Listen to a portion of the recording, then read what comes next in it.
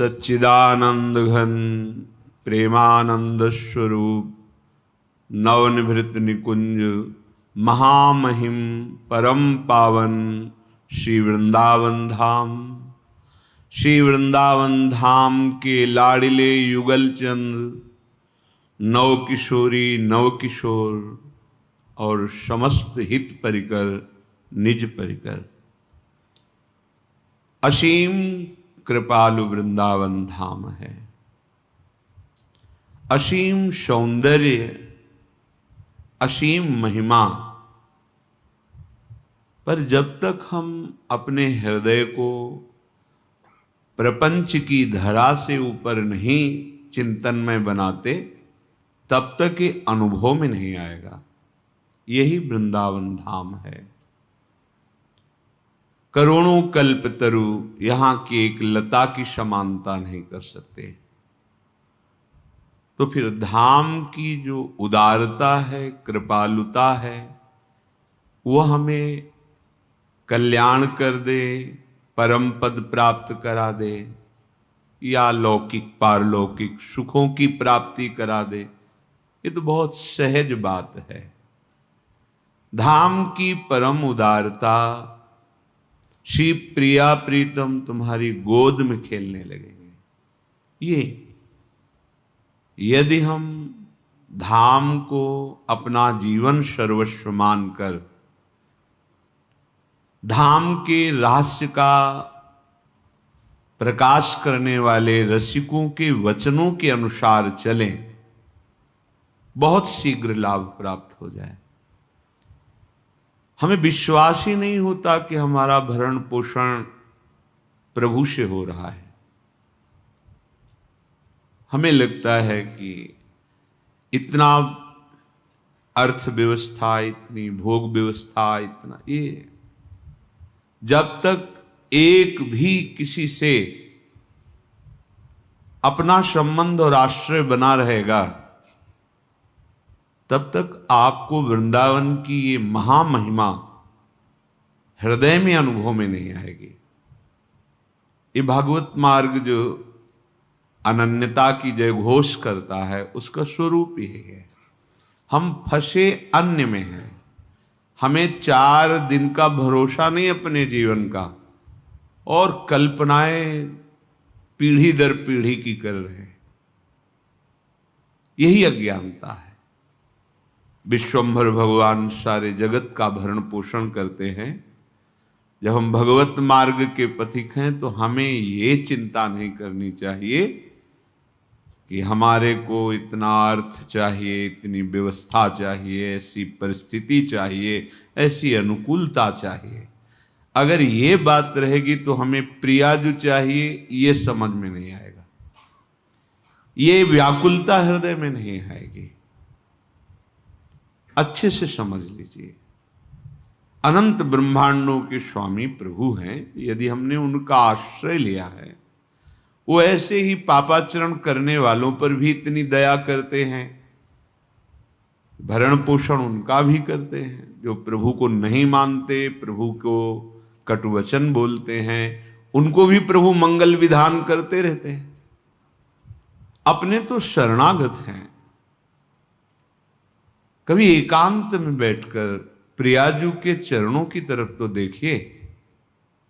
वही बस इतनी व्यवस्था, ऐसी व्यवस्था, वैसी, शरीर छूटेगा, सब छूटेगा।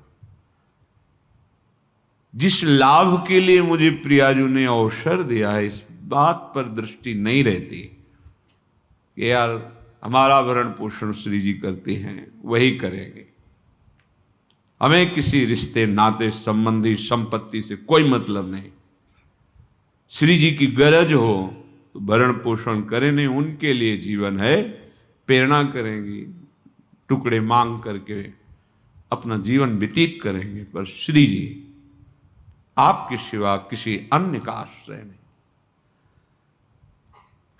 हृदय में अनन्यता तो वृंदावन की दिव्यता आपके हृदय को भर देगी। ये समझ में नहीं आता। आप बने रहोगे वृंदावन, कल्याण भी हो जाएगा, हो सकता है और जन्म लगे यहीं, पशु पक्षी शूकर कूकर जो भी बनाए श्री जी, पर इतना सुंदर अवसर कि हम प्रेम प्राप्त कर सकते हैं, मानव देह मिला है, मुझे नहीं खोना चाहिए। श्रीपाद प्रबोधानंद जी महाराज कह रहे हैं, स्वरूपेणानंतम मधुरीम भरेणांतरहितम रुचानंतम कृष्ण प्रणय रसतोप्यंतरहितम कृपौदार्यानंतम निज पर महिम्नांतरहितम तदानंतम भाग्यम भजति यदि वृंदावनमिदम। हे भाई, ऐसा स्वरूप है वृंदावन का कि आज तक कोई अंत नहीं पाया। प्रथम यथामति प्रणव, आचार्य कह रहे हैं, हित सखी जो कह रही हैं, जिनका अद्भुत प्रभाव है, जैसा ये सोचती है वैसे ही प्रिया प्रीतम लीला करते हैं, और जैसी प्रिया प्रीतम लीला करते हैं वैसा ही ये विधान करते हैं, गान करते हैं। वो कह रहे प्रथम यथामति प्रणव। वृंदावन कितना बड़ा है, क्या स्वरूप है, स्वरूपेण अनंतम, अनंत है, अनंत महिमा वृंदावन की, अनंत भूमि। ये कोशों में किलोमीटरों में नहीं, हों लघुमति नहीं, लहों प्रमाणा, प्रमाणा इतने किलोमीटर इतना है। जानत श्री हरिवंश सुजाना, हमारी तो बहुत छोटी मति है। श्री सेवक जी महाराज कह रहे वृंदावन को तो सुजान श्री हरिवंश चंद्रजू जानते हैं, और हरिवंश चंद्रजू कह रहे प्रथम यथामति प्रणव, यथामति, इसीलिए स्वरूपेणानंतम, वृंदावन का स्वरूप अनंत है। मधुरिमा भरेणांतरहितम, ऐसी मधुरिमा है एक कुंज की, किसी एक लता की झांकी हो जाए तो बैकुंठ भी फीका लगने लगे। ऐसी प्रेममयी लताएं दिव्य वृंदावन की, जहां प्यारे जू विहरण करते हैं, रसमयी लीलाएं करते हैं। यही वृंदावन। थोड़ा नेत्र बदलेंगे, इनमें अभी त्रिगुणात्मिका माया का पर्दा है। जब हरिवंश नयन प्रकाशित हो, निरख नयन हरिवंश हृदय में खुलते हैं, वो ये पर्दे के बाहर दिखाई देने लगता है दिव्य वृंदा। ये पर्दा है, अभी त्रिगुण माया का पर्दा है नेत्रों में। ही के नयन निहारी, हरिवंश नेत्र हृदय में खुलते हैं।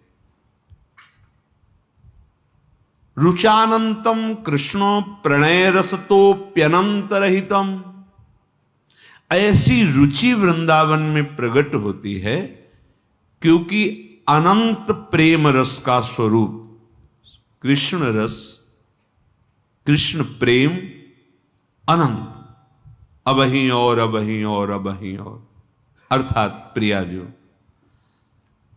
हमारी प्रियाजू का सौंदर्य, प्रियाजू का माधुर्य, प्रियाजू का प्रेम, प्रियाजू की लीला, मुग्ध रहते हैं प्रीतम श्री कृष्ण। रुचानंतम, ऐसी रुचि बढ़ेगी कि बढ़ती ही रहेगी। अनंतम, जैसे प्रिया प्रीतम में दो आदि अनंत विहार करें तो लाल प्रिया में भई न चिन्हारी। अभी परिचय नहीं हुआ अनादिकाल से एक ही शैया पर, समीप नेत्रों में, नेत्र में, ये महाप्रेम। रुचानंतम कृष्ण प्रणय रसतोप्यंतरहितम, अनंत है प्रेम। कृपौदार्यानंतम, वृंदावन की कृपा अपार है। उदारता असीम अपार, क्योंकि वृंदावन का आश्रय लेने वालों को वृंदावन प्रिया प्रीतम प्रदान करता है, श्यामा श्याम। जहां श्रीअंगों की सेवा के अधिकार के विषय में संभाव्योपि विरंचि नारद शिव स्वयंभुवाद्यैर्नय, इन बड़े बड़े महापुरुषों की भावना भी नहीं बन सकती।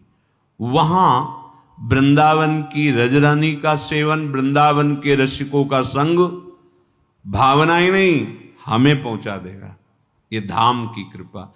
इसीलिए जो रज शिव शनकादिक याचत, सो रज शीस चढ़ाऊं, किशोरी तेरे चरणन की रज पाऊं।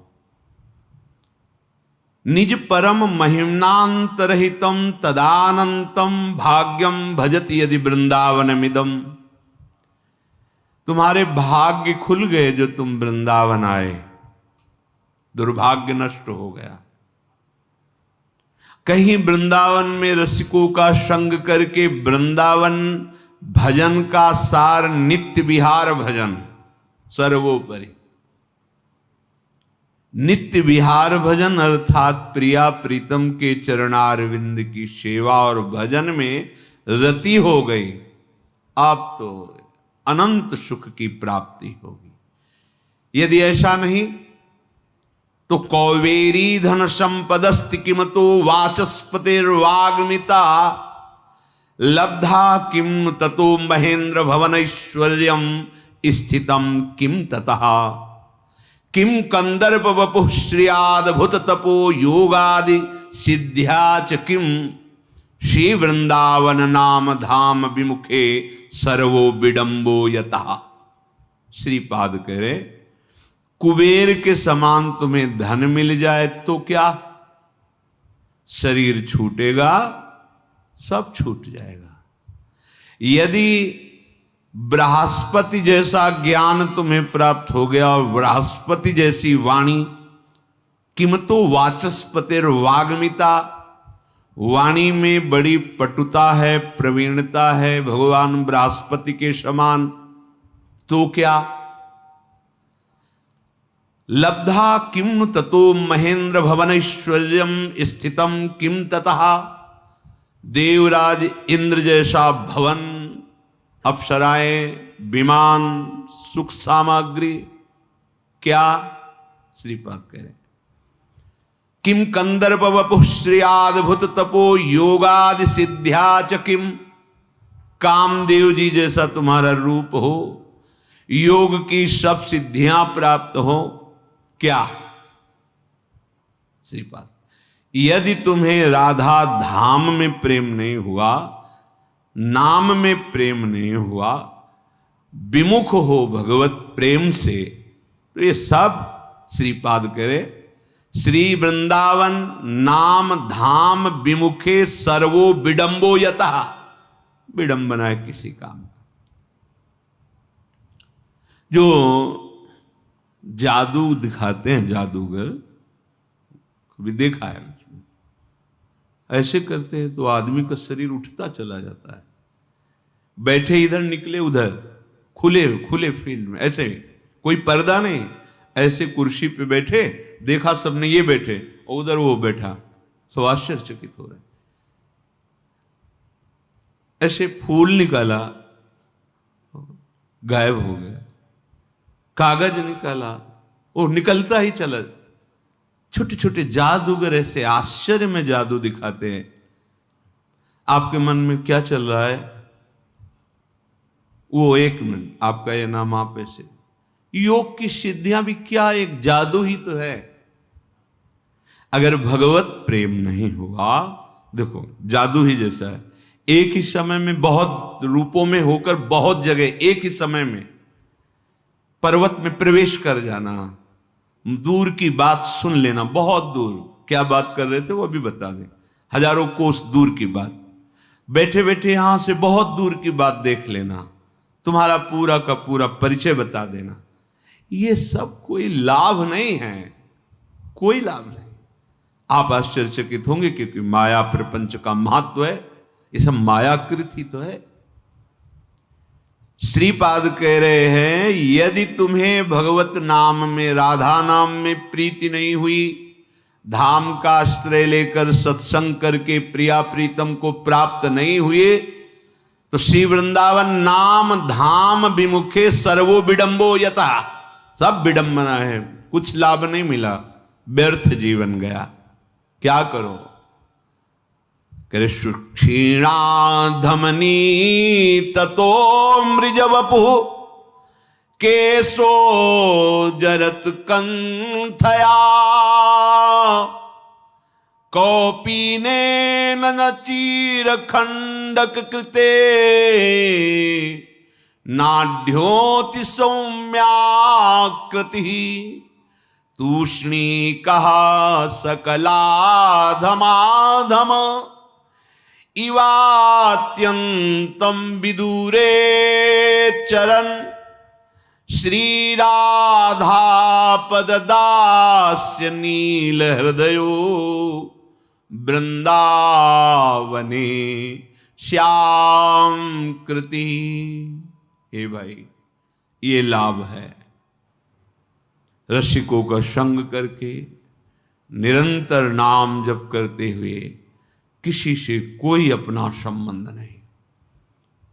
नाते नेह राम के मनियत सुहृद सुसेव्य जहां लो। हमारा परिचय प्रभु के परिचय से है। आप हमारे प्रभु के हैं, इसलिए हम आपको जानते हैं, मानते हैं।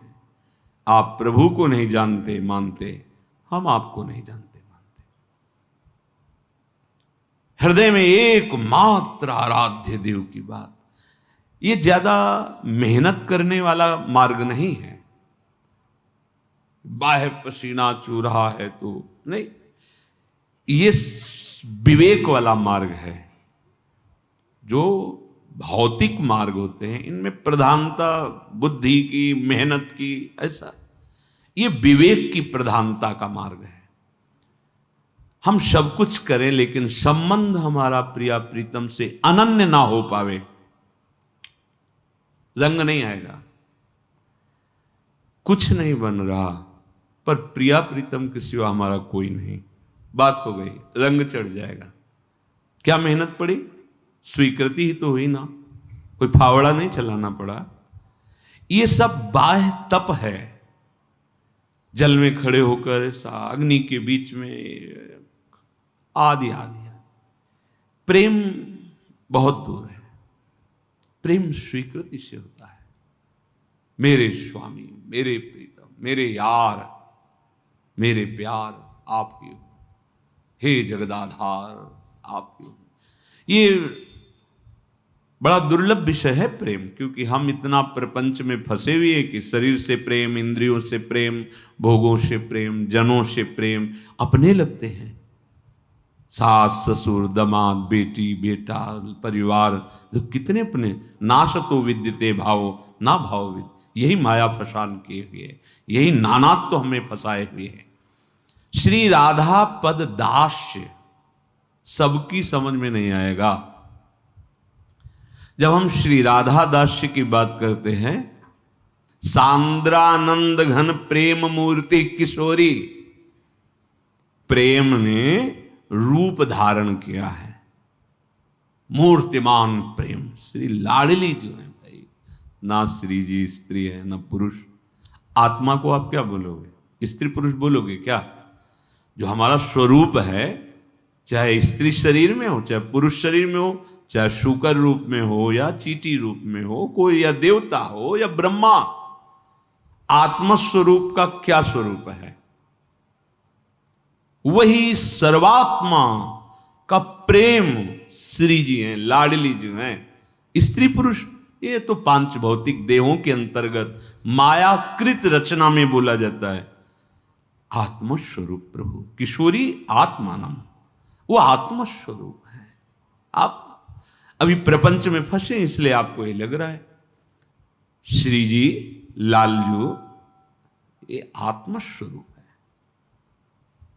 ये बात समझाने के लिए श्री सुखदेव जी ने परीक्षित जी से कहा कि तुम्हारा जो प्रश्न हुआ कि गोपीजनों से मिलना आदि, तो तुम परीक्षित महाभागवत हो, ये नहीं समझते हो कि गोपियों की आत्मा, उनके पतियों की आत्मा, चराचर जगत की आत्मा श्री कृष्ण है, और अपनी आत्मा से बढ़कर कोई प्यारा नहीं लगता। जरूरत पड़े तो पैर कटवा दें, हाथ कटवा दें, इससे हम प्यार करते हैं शरीर से। आत्म भाव इसमें करने के कारण नहीं, अपने आप से जितना प्यार है उतना किसी से नहीं। हम अपने आप को शरीर मानने लगे, इसीलिए फंस गए।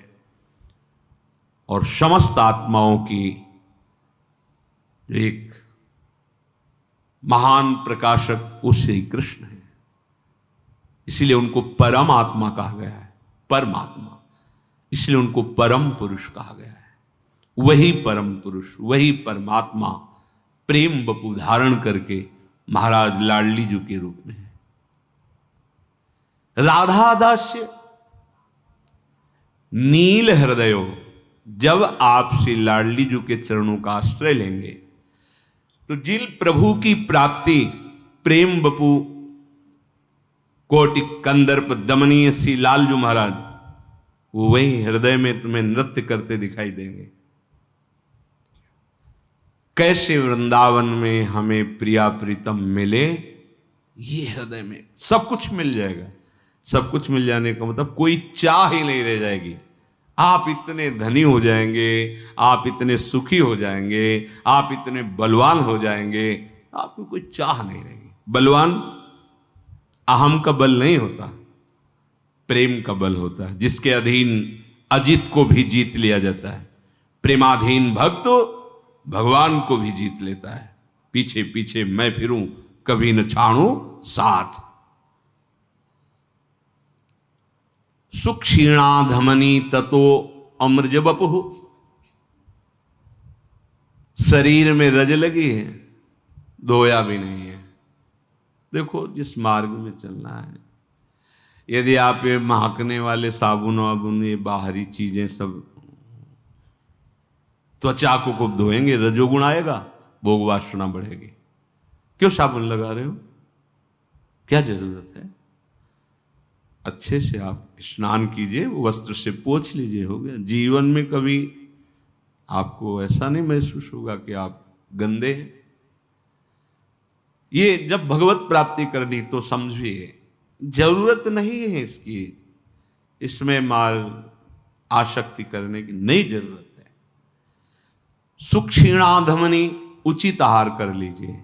ज्यादा आहार करोगे वो दंडता आएगी मन में, इधर उधर ताक झांक इंद्रियां करेंगी, हमारा मार्ग छूट जाएगा, प्रिया प्रीतम से मिलना मुश्किल हो जाएगा।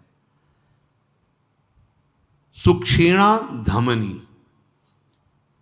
प्रेमी जनों का आहार भगवत चिंतन होता है, वो प्रफुल्लित रहते हैं भगवत चिंतन। महाराज यदु ने जब दत्तात्रेय जी के दर्शन किए तो पूछा कि कर्म करने वाले को ही विषय मिलते हैं, विषयों का सेवन करने वाले का ही शरीर पुष्ट होता है, और आप अजगर की तरह पड़े रहते हैं, अजगर वृत्ति धारण की अवधूत, फिर आप इतने पुष्ट कैसे? क्योंकि कोई कर्म तो करते नहीं, और बिना कर्म किए विषय सेवन अच्छे अच्छे पदार्थों से, फिर आप इतने स्वस्थ कैसे हैं, पुष्ट कैसे हैं? तो उनका हमें कोई चिंता नहीं है, हमें कोई शोक नहीं है। कभी बड़े बड़े राजा लोग महलों में ले जाते हैं, खूब अच्छे अच्छे पदार्थ और राज्य की वैभव की सेवा हो, कभी धूल दूसरित मार्ग में पड़ा रहता हो, कोई चिंता नहीं है। राजाओं के द्वारा किए हुए सम्मान का कोई हर्ष नहीं, नीच पुरुषों के द्वारा किए हुए अपमान का कोई दुख नहीं। हर्ष और शोक से रहित होने के कारण हर समय आनंदित रहता हूं। आनंद ही जीवन का स्वरूप है।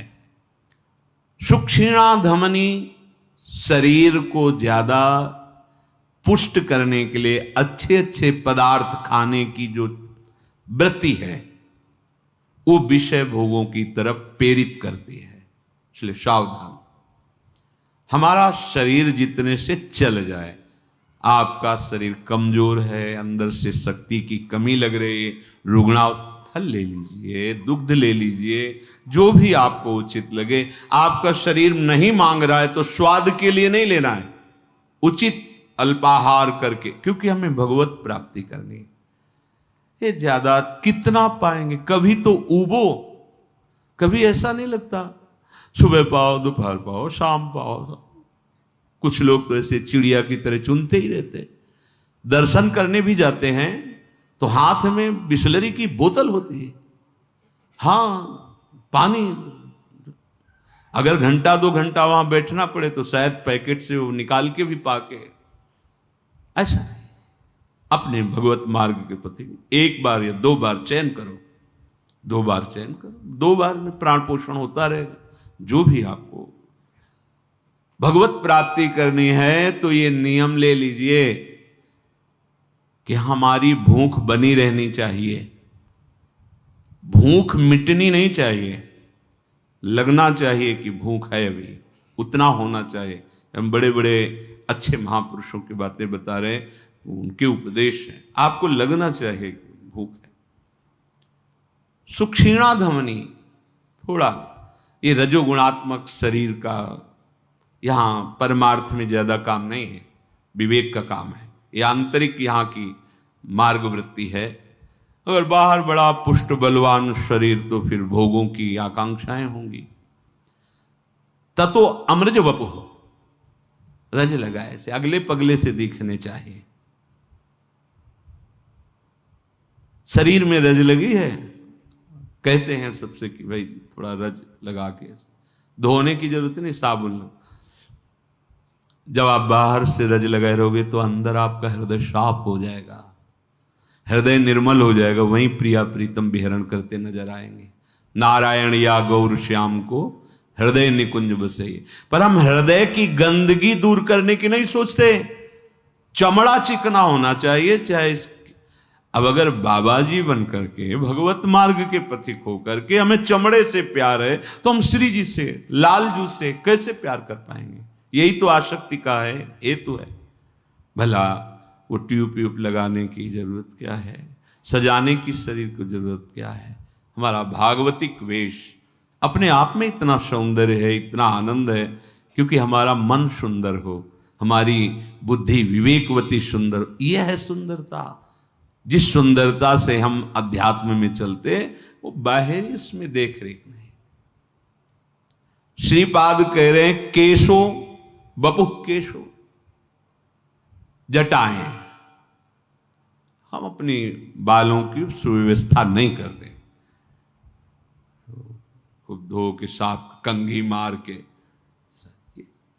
भगवत मार्ग 2 ही पद्धतियां हैं वैराग्य मार्ग में, या तो महीने 2 महीने में मुंडन कराता रहे, और या फिर आजीवन जटा रख ले, ऐसी है। शरीर अमार्जित, बालों की कोई व्यवस्था नहीं, अर्थात वो जटारूप। केशो जरत कंथया, जैसा भगवान वस्त्र की व्यवस्था कर दें वैसे धारण कर ले। साधु के वस्त्र पवित्र, वो भले चिथड़े हो। लोग पवित्रता पे ध्यान नहीं देते, बाहरी सुंदरता पे ध्यान देते हैं। पवित्रता शरीर राग को मिटाती है। आपका शरीर पवित्र, आपके वस्त्र पवित्र, आपके विचार पवित्र, तो परम पवित्र भगवान में आपका चित्त जुड़ता रहेगा। मान लीजिए, मानना है नहीं। हमें जैसे मन घसीट रहा है प्रपंच की तरफ, हम वैसे चले जाए, बात तुरंत काट देना।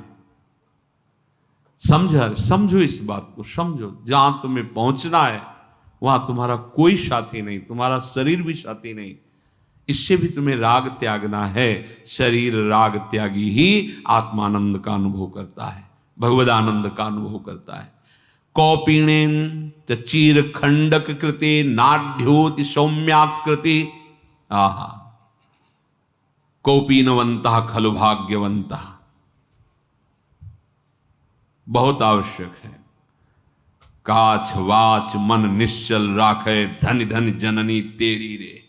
नरसिंह मेहता जी। लंगोटी का पक्का, वाणी का पक्का, मन का निर्मल। धन्य है उस मां को जिसने ऐसे बैरागी को पैदा किया। कौपीनवंता खलु भाग्यवंता, जिसके शरीर में कौपीन बंधी हुई, फटे पुराने कंथा, निरंतर भगवत चिंतन में मगन। कौपीनेन चीर खंडक कृते शांत स्वभाव, देखने से लगे कि शांति टपक रही है उपासक से। जब आपका चिंतन मृदु सरस शम, तो आपके चेहरे से शांति टपकेगी। बताना नहीं, जिस मकान में दीपक जल जाता है उसकी खिड़कियां झरोखों से प्रकाश बाहर दिखाई देने लगता है। ऐसे ही शुद्ध ज्ञान, शुद्ध भक्ति, शुद्ध वैराग्य का जब प्रादुर्भाव होता है तो नेत्र, श्रवणेन्द्रिय, तो अगेन एक एक चेष्टा उसकी बताती है दीपक जल गया है। भक्ति कर दीप प्रेम कर बाती, जल गया है। उसी प्रकाश में वो दिव्य लीला का दर्शन करता है। अति सौम्याकृति, शांत वृत्ति, दूर से देखने में लगे दुनिया से कोई मतलब नहीं। चेहरा बता रहा है उदासीन, शांत, गंभीर। नेत्र मरकटों की तरह चंचल होना, ये सब हिलते शांत। रोगी शरीर तो कोई बात नहीं। आपका यदि स्वस्थ शरीर है, आपका ब्रह्मचर्य ठीक है, आपके प्राण संयमित है, आहार सही है, चिंतन आपका सही, स्वाभाविक आप शांत।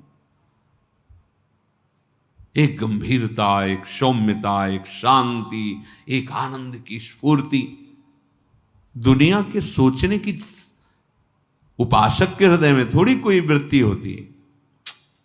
देखो संसारी पुरुष का चेहरा देखो, अशांत, परेशान, बिना डिप्रेशन के डिप्रेशन में लग रहा है। कुछ नहीं है भक्त के पास, बाहरी परमानंद में मगन है। क्यों?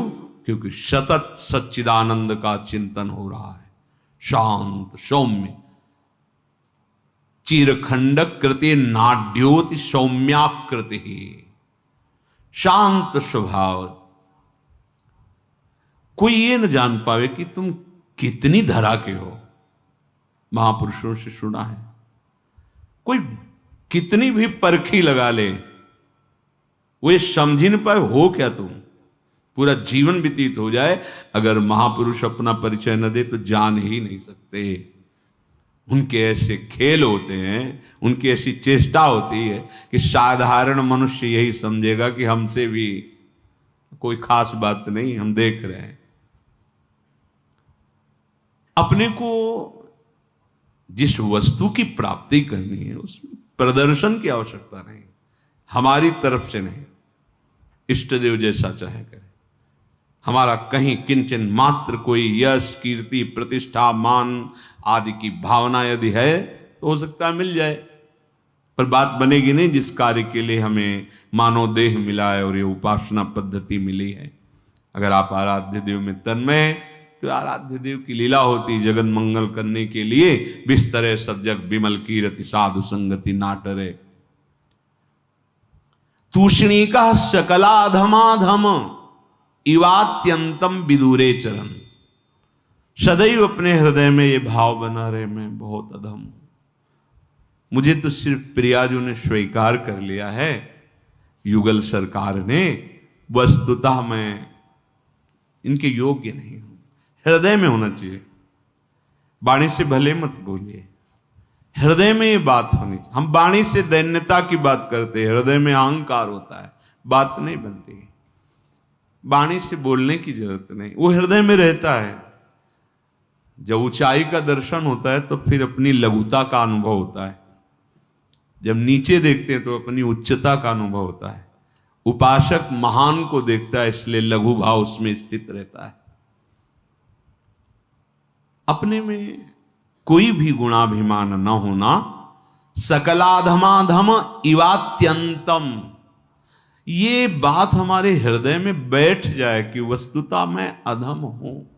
अगर हमें कोई डांटने लगे, कोई समझाने लगे, तो हमारा अंदर से अहंकार तर्क शुरू करता है। अंदर देखना, बाहर से भले मौन है, ऐसा तो नहीं है हमारे अंदर आप बड़े हो, गुरु हो, डांट रहे हो, डांट लो, ऐसा तो नहीं ना, हमने तो ऐसा तो किया नहीं, ऐसा नहीं। वो बिल्कुल अक्षरशः सत्य चल रहा है, पर उसको ये भान है मैं बहुत अधम हूं। अब अगर कोई अधम कहता है तो चलता है, गवाही तो हो गया ना। हे नाथ, अभी तक तो हम कहते थे, अब देखो ये गवाही। एक महापुरुष श्री रंगनाथ जी के आचार्य, तो एक बहुत बड़े विद्वान आए कि उनका यश सभा में गाएंगे तो प्रसन्न होकर, तो जब ही श्लोकों से उनका यश गाना प्रारंभ किया, उठे चुपचाप चले गए, देखा भी नहीं उनकी तरफ, सभा से ही चले गए। उनको थोड़ा अच्छा नहीं लगा कि मैं इतनी दूर से इनकी महिमा सुनी थी, आए थे तो इनका यश गाया है श्लोकों से, तो इन्हें प्रसन्न होकर कुछ भेंट देनी चाहिए। दूसरे दिन वो ठाकुर जी के सामने हाथ जोड़कर प्रार्थना कर रहे थे आचार्य, हे नाथ, सदैव पापाचरण में ही रति रहने वाली वृत्ति है, मैं बड़ा अधम नीच हूं। तो जो ब्राह्मण विद्वान आए थे, प्रशंसा जो पहले दिन की थी, उन्होंने कहा कि हाँ ये ऐसा ही है, और बोलने लगे, क्योंकि वो अंदर से जलन जो बनी थी कि भेंट दें, वो तो दिया नहीं, उठ के सवास चल, वो ऐसा ही है। तत्काल बड़ा कीमती ठाकुर जी का हार प्रसादी दिया। ऐसे वो आश्चर्य से बड़ाई की तो उठ के चले गए, निंदा की तो हार दिया। फिर ठाकुर जी से कहने, देखा अभी तक तो हम ही प्रार्थना कर रहे थे, देखो गवाही, ब्राह्मण है, विद्वान है, शास्त्र का ज्ञानी है, प्रभु अब तो दया कर दो ना। ये भक्त का हृदय होता है, अब तो कृपा कर दो नाथ, मैं इसी लायक हूं। श्रीपाद कह रहे धाम में कैसे रहना है, तूष्णीक सकलाधमाधम इवात्यंतम, अत्यंत दैन्य, प्यारी जू के समीप जाना है, अत्यंत दैन्य। विदूरे चरण, प्रपंच का चिंतन और प्रपंची जनों से प्रेम करना, शरीर संबंधी जनों से बाह्य मोह करना, राग करना, ये प्रियाजू के मार्ग से बिलक करता है। भगवत भाव से सबकी सेवा करके निरपेक्ष रहना गृहस्थी धर्म, और विरक्त में तो सर्वतो भावेन निरपेक्ष रहना। बस राधे राधे। हमारा भरण पोषण, हमारा जीवन अब हमारा नहीं, हमारे स्वामी का है, वो देख लेंगे। हमारे जीवन का अस्तित्व नहीं रहा, वो स्वामी के।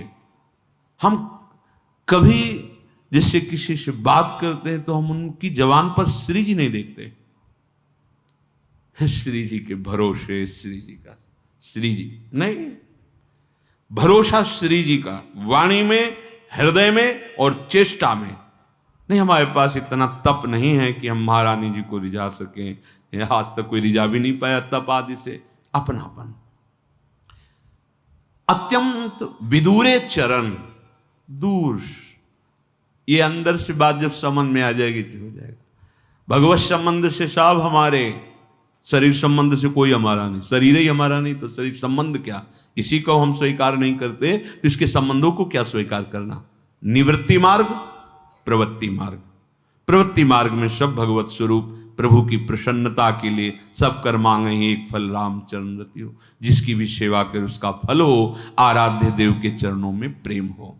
ऐसे हम वृंदावन वन धाम का सेवन करें तो श्री राधा पददास्य नील हृदयो वृंदावन श्याम कृति, कृतार्थ हो जाओगे। ये गौर श्याम जोड़ी आपके हृदय में प्रकाशित कर देगा वृंदावन, ऐसा महामहिम है। चलते हैं भगवान श्री राम के पावन चरित्र का कथन श्रवण करके कलिमल का नाश करते हुए अपने आराध्य देव की अनन्य भक्ति प्राप्त करते हैं। प्रसंग चल रहा है श्री लखनलाल मेघनाथ के द्वारा जो तीक्ष्ण शक्ति, उससे मूर्छित हो गए थे। हनुमान जी महाराज कालनेम का उद्धार करके द्रोणागिरी को उठाकर आ रहे थे, भरत जी से बीच में मिलाप, वो प्रसंग हो गया। भगवान श्री राम विलाप कर रहे थे, हा लक्ष्मण, यदि मैं सा जानता तो पिता के वचन भले विसार देता, अर्थात ना पालन करता। अगर मुझे पता होता कि तुम्हारा जैसा भाई हमसे बिछुड़ जाएगा, बड़ा पूरी सेना सभा सब व्याकुल है। इतने में देखा कि वायु का बहुत जोर से वेग और आवाज से देखा, पूरा द्रोणागिरि लिए हुए महाबली हनुमान जी महाराज। सुषेण वैद्य पहले से हनुमान जी घर से ही उखाड़ के ले आए। तत्काल पर्वत को विराजमान किया और कहा जल्दी से औषधीन में से निकालिए और लखनलाल को पवाए।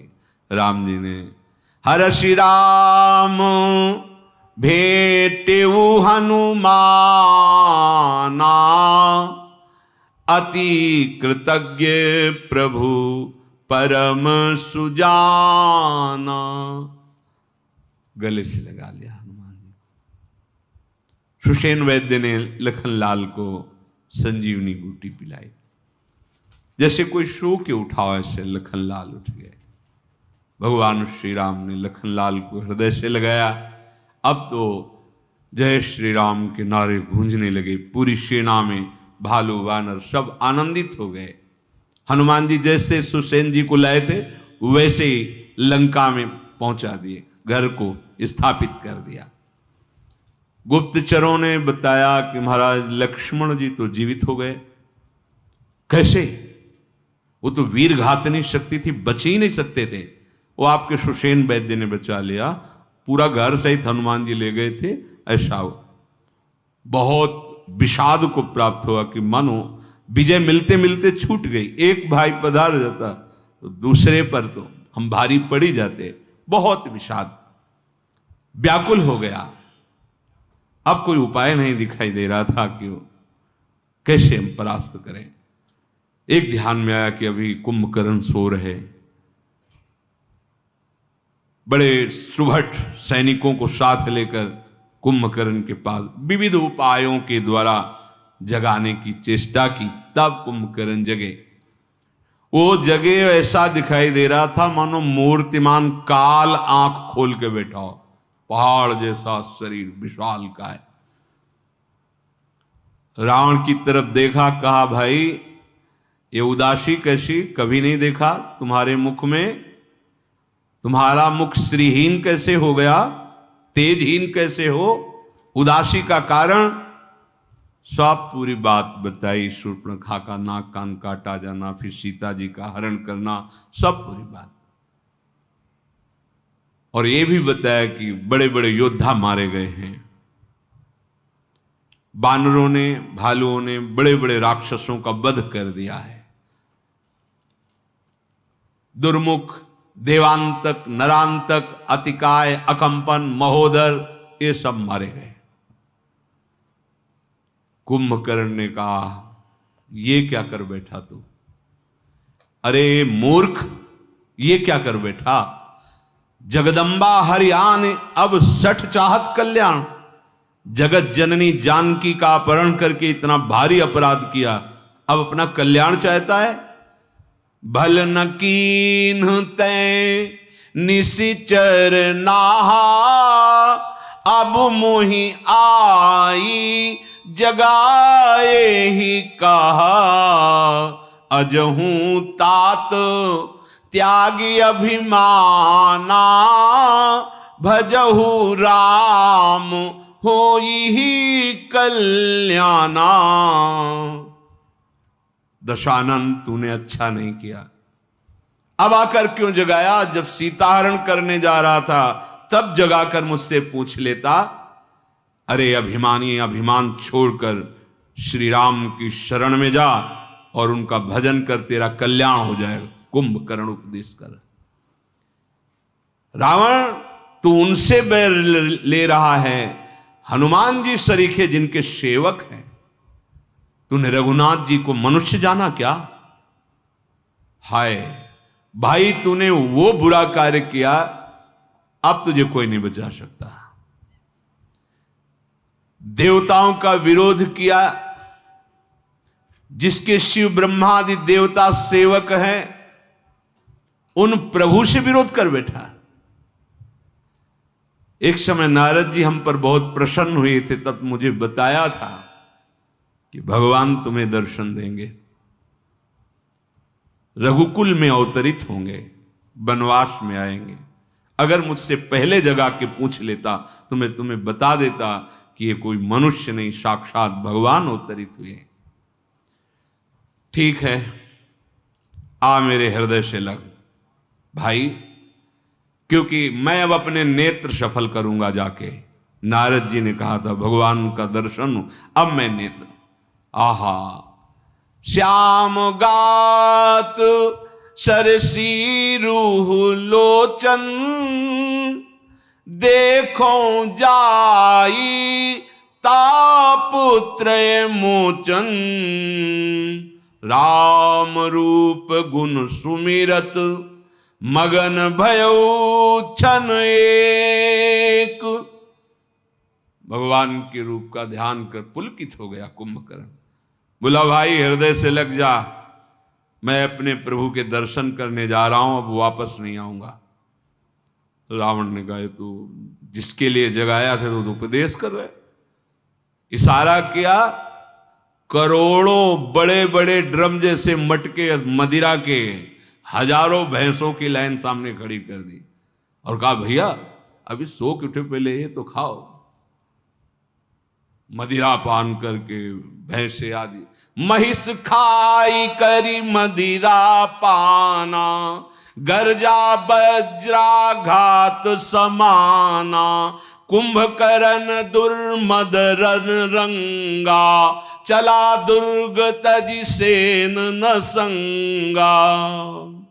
करोड़ों घट मदिरा पान भैंसे खा के अट्टहास किया, बड़ी जोर से गर्जना की और कहा कोई सेना की जरूरत नहीं है, अकेले सब बंदर भालुओं को हम देख लेंगे और अपने नेत्र सफल करेंगे। रावण प्रसन्न हुआ क्योंकि जानता था कि अद्वितीय योद्धा कुंभकर्ण, भगवान के सिवा कोई दूसरा युद्ध कर ही नहीं सकता कुंभकर्ण से। विभीषण जी ने जेहिद पर्वताकार चल, विभीषण जी दौड़ करके आगे आए।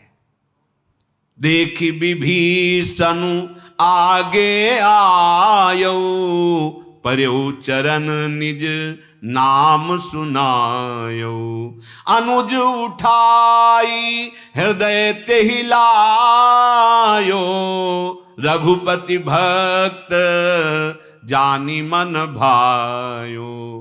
विभीषण जी अपना नाम लेकर कि हे तात, विभीषण आपको प्रणाम कर रहा है, चरणों में झुका, देखा विभीषण, उठाया, हृदय से लगाया।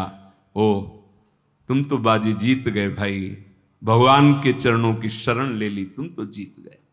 विभीषण ने कहा तात, मैंने रावण को हित कर सलाह दी, उसने मुझे लात मारा, फिर भी मैं उनको यही कहता रहा कि प्रभु की शरण में हो जाओ। जब देखा ये नहीं मानेंगे तो उनका त्याग करके भगवान श्री राम की शरण ली। प्रभु ने मुझ दीन को अपना लिया है। कुंभकर्ण ने कहा सुन सुत भयउ काल बस रावण, सो की मान अब परम सिखावन, धन्य धन्य तय धन्य विभीषण, भयहु तात निश्चर कुलभूषण।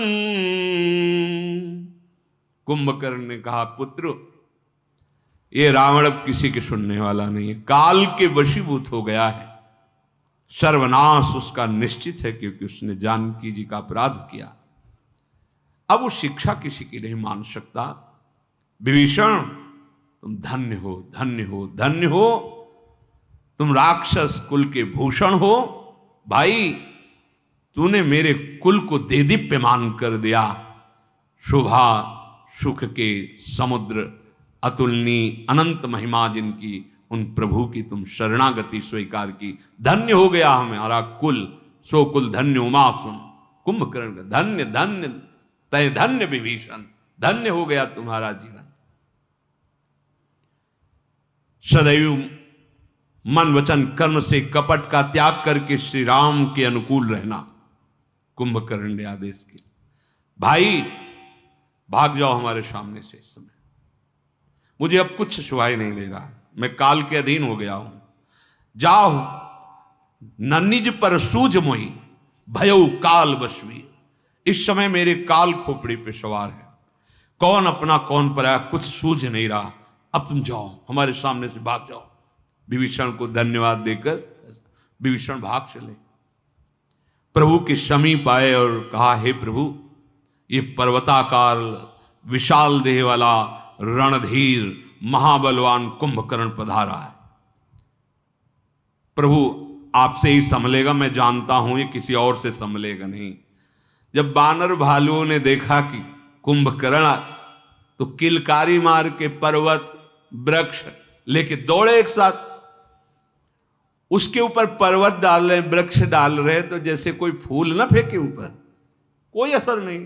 बड़े बड़े पर्वत वृक्ष ऐसे, कोटि कोटि गिर शिखर प्रहारा, करें भालु कप एक एक बारा, कोई फर्क नहीं पड़ा। करोड़ करोड़ बानर एक साथ पर्वत उखड़ ऐसे वृक्ष मार रहे हैं, जैसे फूलों की मदार पुष्प होता है, देहात में अकौड़ा कहते हैं, मदार पुष्प, ऐसे मारे, ऐसे उसको पर्वत लग रहे, वृक्ष लग रहे।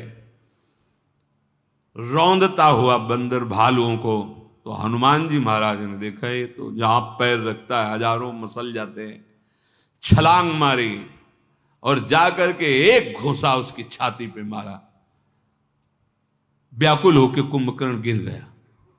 हनुमान जी के घोषे का प्रहार, काफी देर खोपड़ी ऐसे काम नहीं कर रही थी, चक्कर आ गया। हनुमान जी तो हनुमान जी है, अपार बल राशि।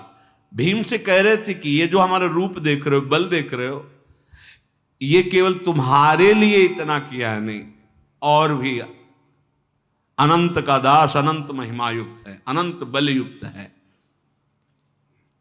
नील नल को पकड़ करके पटक दिया, जो भी योद्धा दिखाई देता मसल देते हैं कुंभकर्ण अपने, सब भयभीत होकर भागे। कोई कुंभकर्ण की तरफ नहीं बढ़ रहा, सब भागे श्री राम जी की तरफ।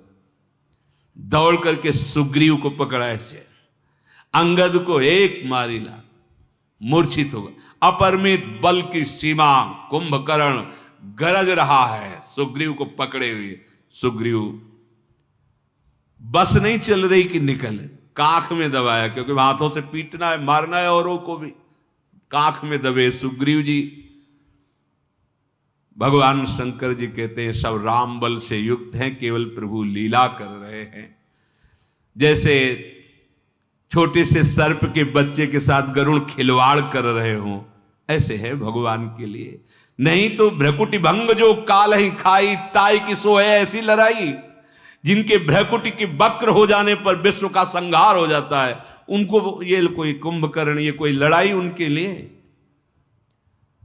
भगवान ऐसी लीला करें जिसका गायन करने से मनुष्य निष्पाप हो जाएंगे, श्रवण करने से हृदय पावन हो जाएगा।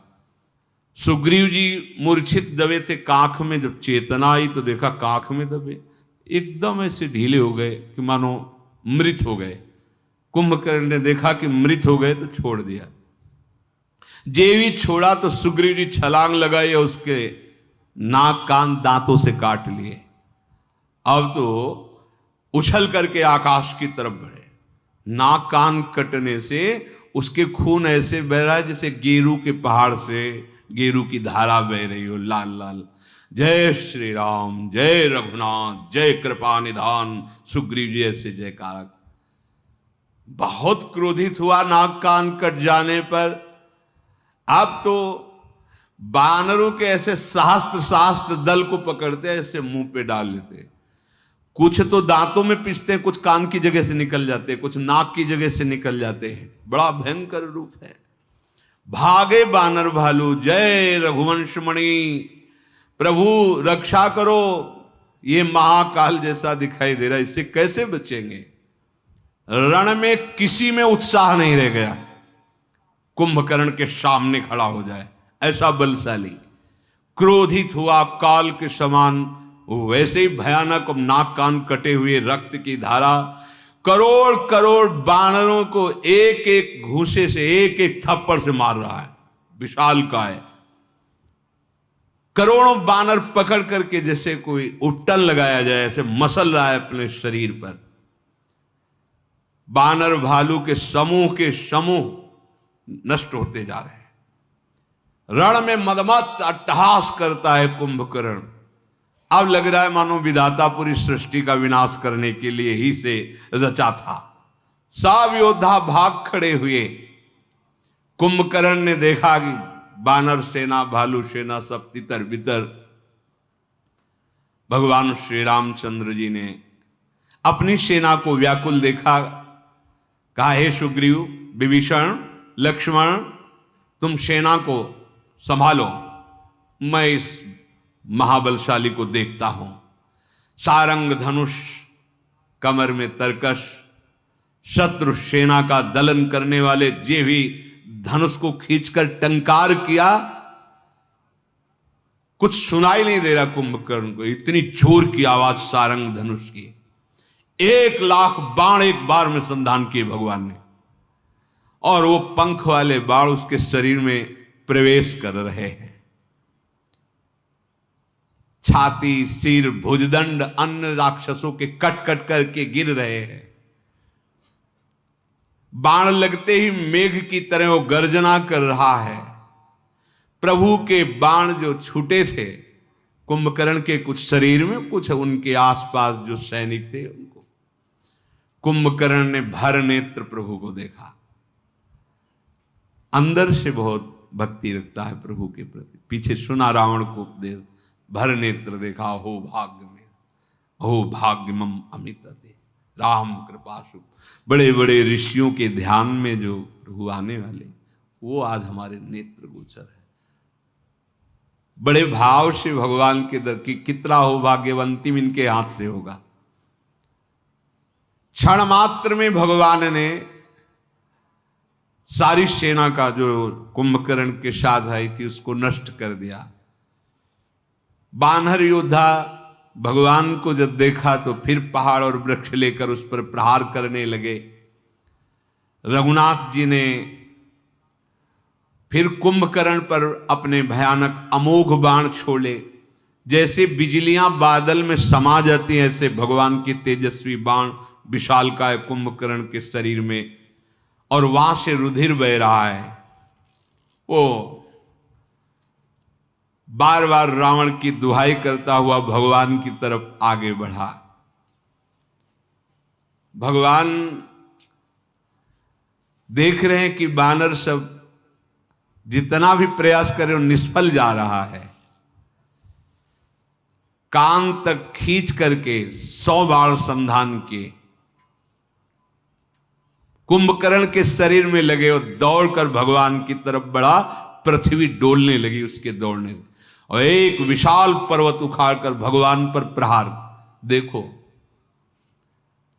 यही भाव यहां समझना है। अगर प्रभु की इच्छा से ऐसी, तो जानता है प्रभु कौन, रावण को उपदेश किया है, मानता है प्रभु को आराध्य देव, पर लीला है युद्ध की तो युद्ध कर। जैसे भीष्म जी जानते हैं, मानते हैं, पर बाण संधान श्री कृष्ण। ऐसे जैसे लोग कहते हैं हम सब में भगवत भाव करेंगे तो फिर हमारा कैसे व्यवहार चल पाएगा। नहीं, व्यवहार जिसके प्रति जैसा करना वैसे ही करना है, पर यह तो पक्की बात है कि सबके हृदय में प्रभु विराजमान है। भगवान श्री राम ने देखा कि इतना बड़ा पर्वत उखाड़ कर कुंभकर्ण हमारे ऊपर फेंकना चाहता है, तो दाएं भुजा ही काट दी। अब उसने बाएं हाथ से दूसरा पर्वत उखाड़ा, प्रभु ने बाएं भुजा भी काट दी। भुजाओं के कट जाने पर वो कुंभकर्ण ऐसा दिखाई देने लगा मानो मंदराचल पहाड़ बिना पंख का हो गया हो। वो दृष्टि ऐसी विकराल करके मुंह फैलाकर प्रभु की तरफ दौड़ा मानो प्रभु को खा जाएगा। सब देवता हाहाकार करने लगे। करुणा निधान भगवान ने इतने बाण छोड़े कि उसका मुख ही भर दिया कुंभकर्ण का। फिर भी वो महाबली टस से मस नहीं हुआ। मुख बाणों से भरा, भुजाएं दोनों कटी हुई, प्रभु की ओर दौड़ा मानो काल रूपी सजीव तरकस ही आ रहा हो। तरकस बाण मुख में है ना। प्रभु ने क्रोध करके तीक्ष्ण बाण लिया, उसके सिर को धड़ से अलग कर दिया। वो सिर बाण लेकर रावण के सामने गिराया जाकर। जो ही कुंभकर्ण का सर देखा, अपना सर पीटने लगा रावण। बहुत विलाप करने लगा। प्रभु ने जो कुंभकर्ण का ये शरीर था धड़, उसके दो हिस्से किए, क्योंकि पर्वताकार था। जब वो गिरा तो हजारों लाखों बानर भालुओं को दबाया। ये आश्चर्य की बात हुई कि कुंभकर्ण के शरीर से एक तेज निकला और सबके देखते देखते भगवान श्री राम में विलीन हो गया, भगवान श्री राम में समा गया। देवर्षि नारद आदि बड़े बड़े देवता ऋषि मुनि आकर भगवान की वंदना कर रहे हैं, आकाश से फूलों की वर्षा कर रहे हैं, प्रार्थना करते हुए कि आपका कितना करुणामय स्वभाव है प्रभु, कितना पापाचरण करने वाला कुंभकर्ण, और उसको वो गति वो परम धाम दिया जो बड़े बड़े मुनि जिसके लिए तपस्या करते हैं, साधना करते हैं। निश्चय निश्चय जो ऐसे प्रभु को विचार करके अपना जीवन व्यतीत करते हैं, प्रभु से विमुख होकर के, वो बड़े अभागी हैं। अब दिन का अंत हुआ, दोनों सेनाएं लौट गईं। भगवान श्री राम जी ने अपनी सेना की तरफ करुणा दृष्टि से देखा, जो घायल दबे चकना, और आप पुष्ट होकर, जैसे बहुत घास मिल जाए तो अग्नि प्रचंड रूप हो जाती है, भगवान की कृपा मिली तो सब प्रचंड बलवान, वैसे ही किसी को कोई दर्द नहीं, कोई घाव नहीं, कोई पीड़ा नहीं। रावण अब तो रो रहा है, विलाप कर रहा है। कुंभकर्ण चले गए, बड़े बड़े योद्धा चले गए, सेना तो पहले ही दिन आधी खत्म हो गई थी। कुंभकर्ण का सर लेकर हृदय से लगा के रोने लगा बहुत। जब विकल देखा तो मेघनाथ ने कहा कि पिताजी, आज तक हमने आपको बताया नहीं, हमें एक देवी की सिद्धि है, और वो विमान और तरकश मैं आराधना करूंगा, वो मुझे मिल जाएगा। वो मैं रथ पा गया तो विश्व पर मैं विजय प्राप्त करने की सामर्थ्य रखता हूं।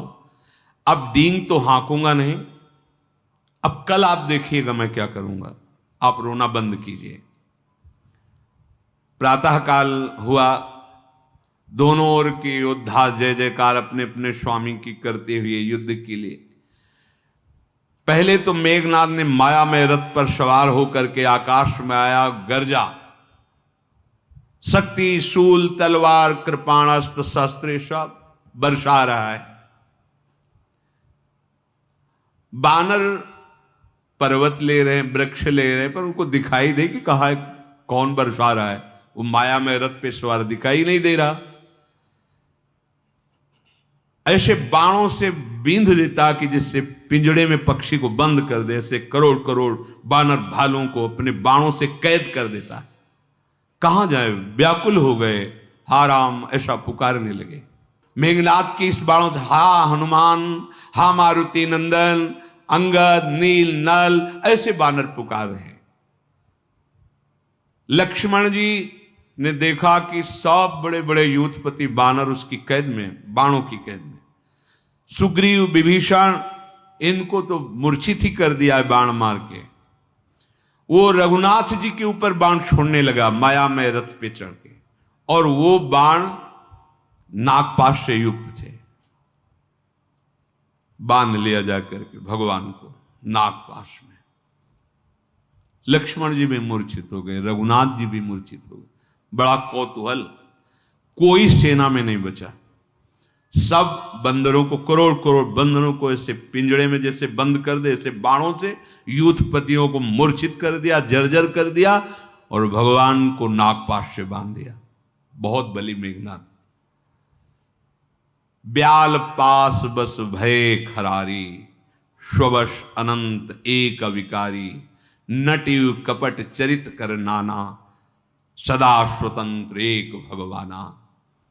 ये भगवान हैं, इनको कोई पास बांध नहीं सकता, पर नर लीला कर रहे। अनंत को कैसे कोई बांध सकता है?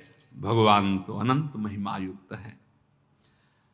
ऐसे लीला कर रहे हैं जिनको गा गा कर भव समुद्र से हम पार होंगे। नागपाश प्रतिपल मृत्यु का कष्ट देता है, नस नाड़ियां तोड़ता जाता है, वो जितना समेटता जाता है अपने आप को वैसे टूटती जाती है, अंत तो गत्वा प्राण चले जाते हैं। अब जिनके हृदय में कुछ चेतना थी वो जगह देखा भगवान नागपाश में, घबरा गए। भला सर्वव्यापक को कोई कैसे बांध सकता है, पर प्रभु लीला कर रहे हैं। भगवान शंकर कह रहे, हे भवानी, ये वही जान सकता है जिसको भगवान जना दे, नहीं तो संशय हो जाएगा। गरुण जी को हो गया, औरों की तो बात क्या। चरित राम के शगुन भवानी, तर्क न जाहि बुद्धि बलबानी। अस विचार जे तज्ञ विरागी, राम भजई तर्क सब त्यागी। मेघनाद ने सबको व्याकुल करके प्रकट हुआ फिर, और दुर्वचन कह के कहने लगा कि है कोई वीर अभी, अगर कोई राम के पक्ष में है तो मेरे सामने खड़ा हो जा। जाम्बवान ने कहा, दुष्ट छली कपटी, छुप छुप के युद्ध कर रहा था, जरा खड़ा रहे और एक बार मेरा सहे। अरे मूर्ख, तू मुझे जानता नहीं। मेघनाथ ने कहा, तेरे को तो इसलिए नहीं मारा कि तू बूढ़ा है, कुछ कर ही नहीं सकता। उनका अभी दिखाता हूं। जाम्बवान ने लप के मेघनाथ की तरफ त्रिशूल जाम्बवान के ऊपर फेंका। मेघनाथ ने उसी त्रिशूल को उछल करके पकड़ करके उल्टा उसके ऊपर प्रहार किया, जो मेघनाथ की छाती में घुसा, जाके बेहोश होकर के गिरा। जाम्बवान दौड़े, उसका पैर पकड़ा और घुमाया, और घुमा के पृथ्वी पर पटक दिया और कहा, देख मैं बूढ़ा हूं फिर भी इतना बल है, तेरे जैसे महाबली को मिटाने के लिए अभी राम कृपा से हमारी भुजाओं में सामर्थ्य है। खूब मारा, मूर्छित होने पर भी मारा, पर मरा नहीं, क्योंकि किसी और के हाथ मर ही नहीं सकता। वो शेषावतार भगवान लक्ष्मण जी के हाथ ही जाए। वर प्रसाद सो मरे न मारा। जब देखा हर तरह मार कर मर ही नहीं रहा, तब गई पद लंका पर डाला। उठाया, घुमाया, फेंका, रावण के सामने गिरा जाके। इधर देवर्षि नारद जी गरुण जी भगवान के पास गए और कहा, तुरंत चलो, प्रतिपल महान कष्ट देने वाला नागपाश भगवान को बांधे हुए है। पक्षीराज गरुण जी के पंखों से सामवेद का स्तवन होता रहता है, सामवेद की स्तुति पंखों से निकलती रहती है। गरुण जी महाराज वहां आए, और जब प्रभु को देखा कि ऐसे कष्ट में नागपाश से, तो प्रश्न उठ गया, क्या ये वही हरि है जो मेरी पीठ पर विराजमान होते हैं? अगर वही है तो इस तरह बंधन, अगर वही नहीं है तो बड़े बड़े महापुरुषों ने, ब्रह्मादि ने स्तवन करके इनको अवतार बताया कि यही प्रभु। मन में प्रयास किया, गरुण जी के प्रयास से साप सर्पों को गरुण जी खा गए जो नागपाश बंधा हुआ था। प्रभु आनंदित होकर बैठ गए। गरुण जी के मन में ये बस बनाता रहे प्रभु से, ये न सोचे कि अब हमें कोई संशय नहीं हो सकता, बस प्रभु से मनाता रहे कि हरि गुरु पे कभी संशय न हो। ये बहुत विचित्र भगवान की लीला है। गरुण महाज्ञानी गुण राशि। अरे यहां भगवान का ध्यान करना होता है, वहां भगवान श्री चरण पधराते हुए विराजमान होते हैं। गरुण जी के हृदय में जलन पैदा हो गई। अगर हम नागपाश से मुक्त न करते तो प्रभु को प्रतिपल कष्ट, ये वही प्रभु है, सच्ची में वही प्रभु है। असंशय मन भयो, बस मुक्त हुए प्रभु नागपाश से, फंस गए गरुड़ जी संशय पास में। अब तो पूरी वानर सेना प्रभु को जब नागपाश से मुक्त देखा, आनंदित हो गई।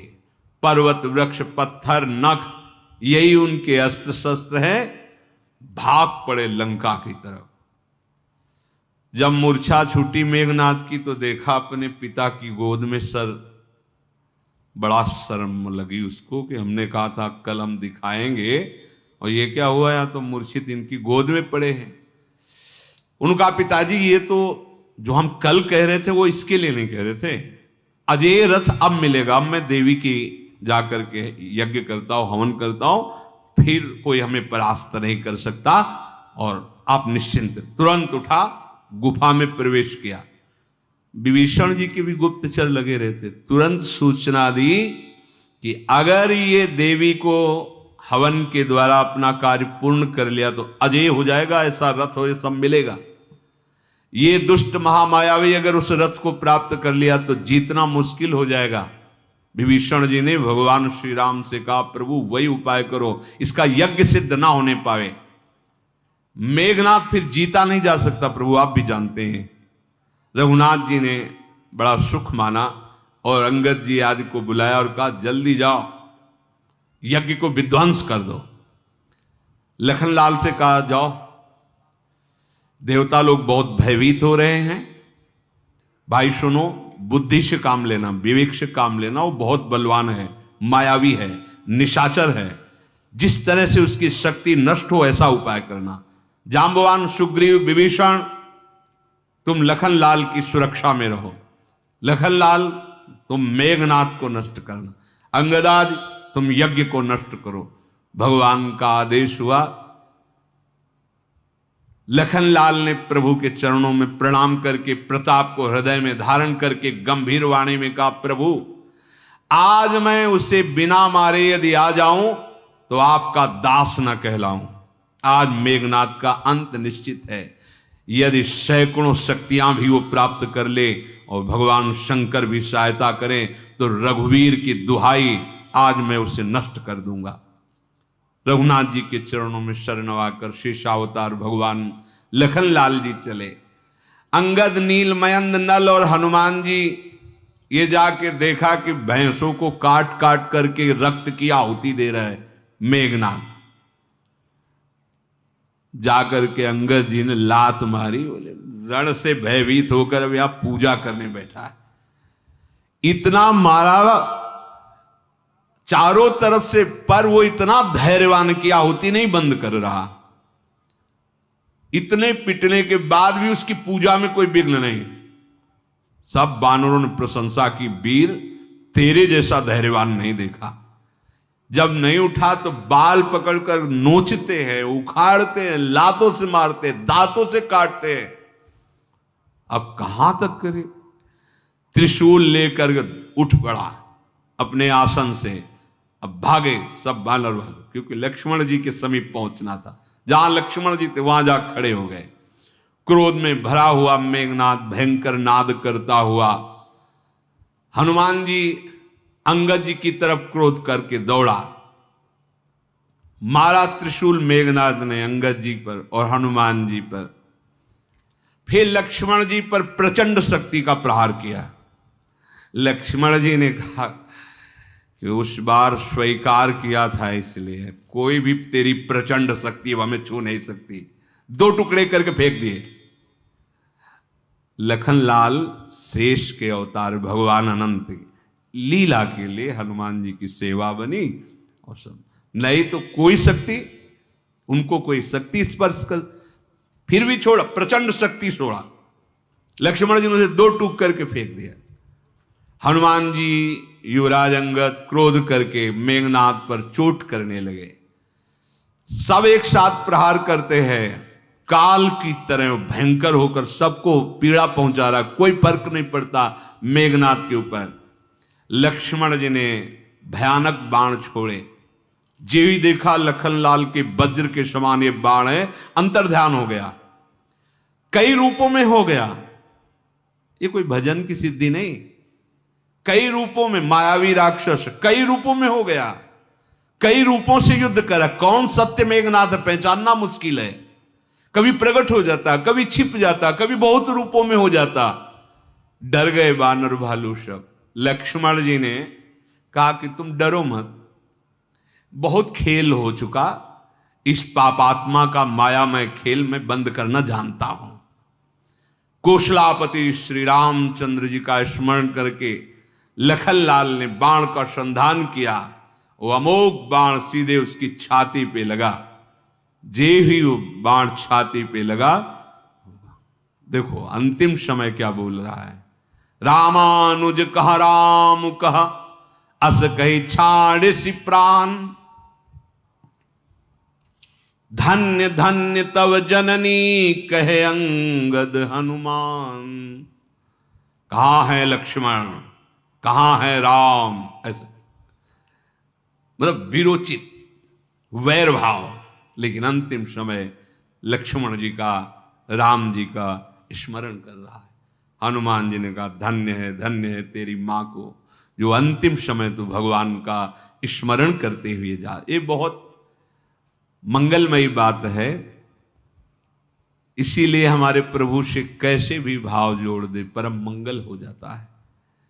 वैर भाव में होता है कि हृदय में द्रवण क्रिया नहीं होती, सरसता नहीं होती, पर ऐसा वैर, निष्ठा है वैर की, तभी भक्ति सर्वश्रेष्ठ है। प्राप्त तो भगवान को बहुत अन्य भावों से भी किया गया है, पर भक्ति में जो सरसता है, प्रियता है, वो श्री शुकाचार्य जी ने काम से, बैर से, भय से, स्नेह से, रिश्तेदारी, नातेदारी, किसी भी भाव से प्रभु से अपना संबंध जोड़ ले तो वृत्तियां सच्चिदानंद ब्रह्म श्री कृष्ण से जुड़ती, इसलिए परम धाम को प्राप्त होता है। परम धाम को प्राप्त हुआ, बड़ी मंगलमयी बात, लेकिन प्रेम तो नहीं आया हृदय में, जो भक्ति का सुख है वो तो नहीं मिला ना। इसीलिए भक्ति निष्ठा, सबसे बड़ी भक्ति निष्ठा। हनुमान जी कह रहे धन्य तेरी माता को, धन्य है जो अंतिम समय तो राम लखन ऐसा स्मरण कर रहा है और भगवान के स्वरूप लक्ष्मण जी के हाथ से मारा गया। हनुमान जी बिना श्रम के मेघनाद को उठाया, लंका के दरवाजे पर जाके रखे आए। विमान पर चढ़कर बड़े बड़े देवता देवराज इंद्र आए, लखनलाल के ऊपर पुष्प वर्षा कर रहे, क्योंकि सब मेघनाद से भयभीत रहते थे। लक्ष्मण जी कृपा के समुद्र भगवान राम के समीप आए। जब रावण को सूचना मिली कि मेघनाद का शरीर दरवाजे पे रखा है, मूर्छित हो गया, क्योंकि कुंभकर्ण भी गए, बड़े बड़े वीर गए, मेघनाद एक भरोसा था, वो भी। मंदोदरी छाती पीट पीट कर पुकार कर कहने लगी, देखा आपने परिणाम, मनाती थी आपके चरण पकड़कर, आप नहीं माने। सब पूरे नगर के लोग कहने लगे अब तो सबको नष्ट होना पड़ेगा, ये नीच रावण सबको मारेगा। सब ऐसा बोलने लगे। रावण ने स्त्रियों को समझाया रोने की जरूरत नहीं, अभी तो हम है ना, पूरे विश्व पर विजय प्राप्त करने की अकेले ताकत रखता हूं। मैंने वैर अपने बल से बढ़ाया है, किसी और से नहीं। और देखो ये संसार नाशवान है, उपदेश कर रहा है। तब दसकंठ विविधि विधि समुझाई सब नारी, नश्वर रूप जगत सब देखो हृदय विचार। ये सब नाशवान संसार है, बिल्कुल ये रोना धोना बंद करो, यहां आना जाना है तो भजन करे, बैर काहे को कर रहा है। तो बोले तिन्हि ज्ञान उपदेशा रावण, आपुन मंद कथा शुभ पावन, पर उपदेश कुशल बहुतेरे, जे आचरहि ते नर न घनेरे। ऐसे बहुत लोग पाए जाते हैं जो दूसरों को उपदेश देने में बड़े प्रवीण होते हैं, पर अपने आचरण में अपने ही उपदेश नहीं उतार पाते। बोले उनमें से रावण है, उपदेश कर रहा है संसार नाशवान है, किसी के मरने पर क्यों रोना चाहिए, क्योंकि सबको जाना ही है। तो तेरे को क्या ये बात समझ में नहीं आई थी कि तेरे को भी जाना है? ऐसा वैर कर रहा है, पूरे जगत को रुलाया, इसीलिए उसका नाम रावण पड़ा। रात बीत गई, सब विषाद से युक्त है। प्रातः काल स्वयं रावण युद्ध के लिए जाएगा। शेष चर्चा आगे। श्री राधा वल्लभ लाल की।